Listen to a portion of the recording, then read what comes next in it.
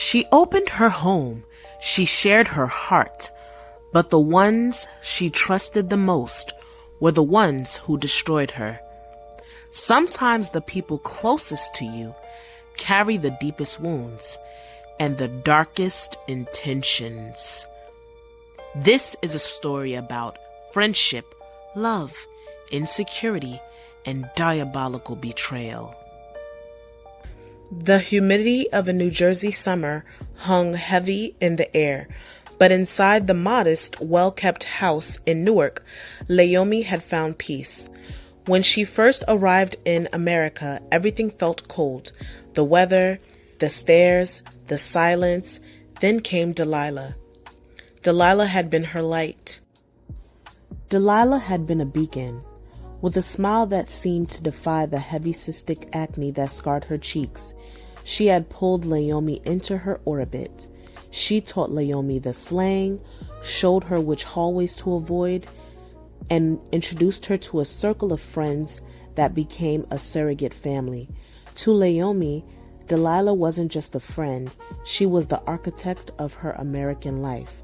But while Layọ grew into her beauty with a quiet, unassuming grace, Delilah's heart grew heavy with the weight of her own reflection. She smiled through her insecurities, pulling Layọ into her world, teaching her how to survive, how to belong. Layọ trusted her.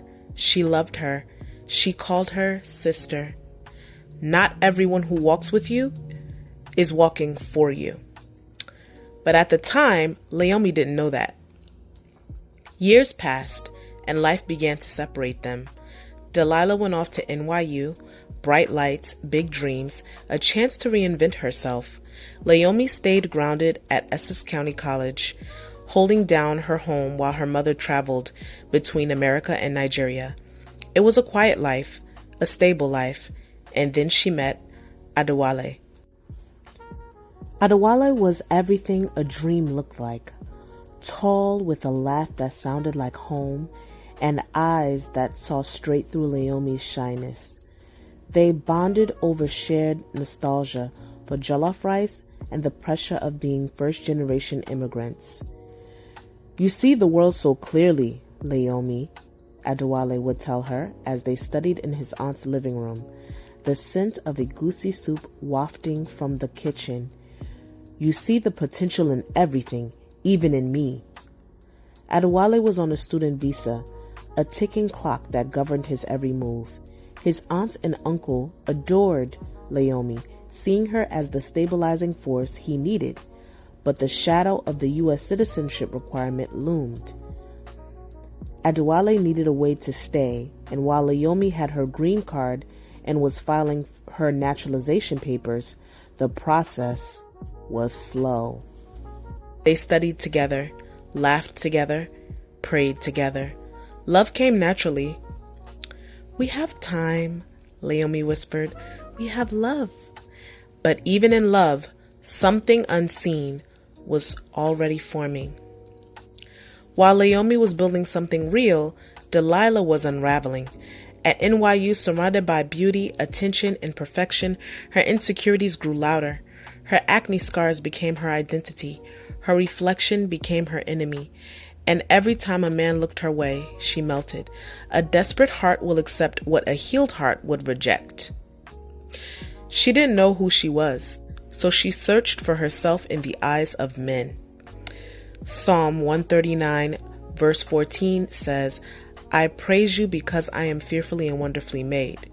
But Delilah couldn't believe it.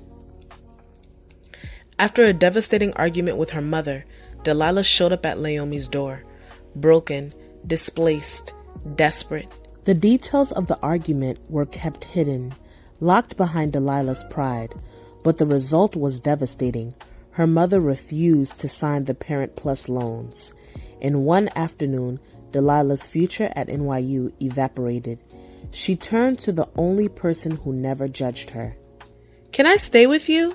she asked. Layọ didn't hesitate. "Of course," because that's who she was. Kind, loving, selfless. A good heart without discernment becomes an open door for betrayal.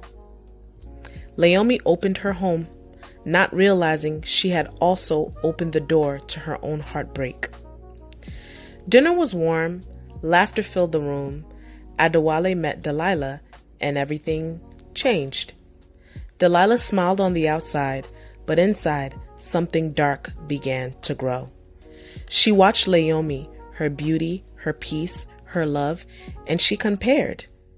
Comparison is the thief of joy, but insecurity is the door that lets destruction in. Why her? Why not me? That single question planted a seed. James 3, verse 16, for where you have envy and selfish ambition, there you will find disorder and every evil practice. And disorder was coming.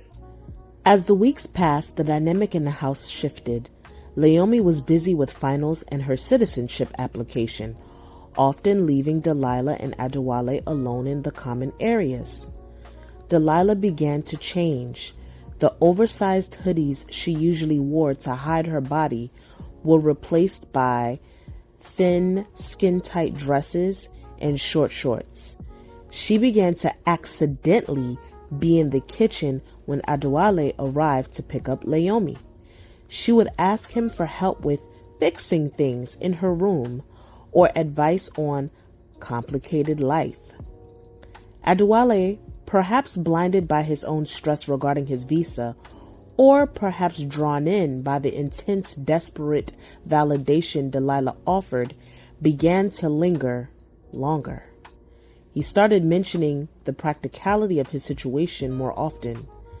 Laomi, your citizenship, it's taking so long. My visa expires in months. I'm scared. I'm doing everything I can, Wale, she would plead. Meanwhile, Delilah was whispering in his other ear. She knew the law. She knew how to play on a man's fears of being sent back to his home country. Envy smiles in your face while studying your life. What Laomi thought was comfort was actually calculation. It was a normal day until the phone rang. Adewale's auntie, her voice trembling, heavy, burdened with truth. Laomi, I didn't want to tell you this. Laomi, my dear daughter, I have prayed over whether to tell you this. I did not want to break your heart, but my home is a place of God, and I cannot allow darkness to hide under my roof. Laomi's heart skipped a beat. Auntie, what's wrong? Is Adewale okay? Adewale he is making mistakes, the auntie said. For the past 3 days, while you have been at school, a young woman has been coming here. She stays for hours. This morning, I come home early from the market because I forgot my purse, and I saw her. Laomi felt a cold chill wash over her. A woman? She was walking out of my nephew's bedroom, the auntie whispered. She was wearing nothing but one of his t-shirts. She was parading herself through my hallways, past my husband, as if she owned the place. No shame, no respect. Laomi's breath hitched. Auntie, what did she look like? She was tall, slim, her face. It had marks of the skin sickness, the one you brought to my house for dinner last month. The world stopped spinning. The library books, the sound of the students whispering, it all vanished. There was only the ringing in her ears and the image of Delilah, the girl she had clothed, fed, and sheltered, standing in Adewale's room. Each word pierced deeper than the last. A woman, a t-shirt, his room. Her description was Delilah. The phone slipped from Laomi's hand. Her body collapsed before her mind could catch up. Her heart shattered. Psalm 41 verse 9 says, even my close friend, someone I trusted, has turned against me. Tears poured, breath failed, reality cracked open. The deepest pain comes not from enemies, but from those you call family. The house didn't feel like a home anymore. It felt like betrayal. Layọ walked in, and then they were there, laughing, comfortable, together. Adewale pulled away, but Delilah didn't. She stood up, unapologetic, cold, powerful in a way Layọ had never seen her before. "Don't look at him like that," Delilah said, her voice sharp, detached. "He needs a citizen, and I have my papers." Layọ's voice broke. "I loved you like a sister." Delilah stepped closer, eyes burning with years of hidden resentment. "You loved me because I made you look better." Silence. Adewale said nothing. When people see you as a stepping stone instead of a person, betrayal becomes strategy. Layọ turned to him. "Was any of this real?" His answer destroyed everything. "We're getting married on Friday." Layọ screamed, "Get out!" But Delilah wasn't finished. She dropped the paper, Aline. The house, her safety, gone. What is done in secrecy will eventually stand in the light. For there is nothing hidden that will not be disclosed. Luke 8, verse 17.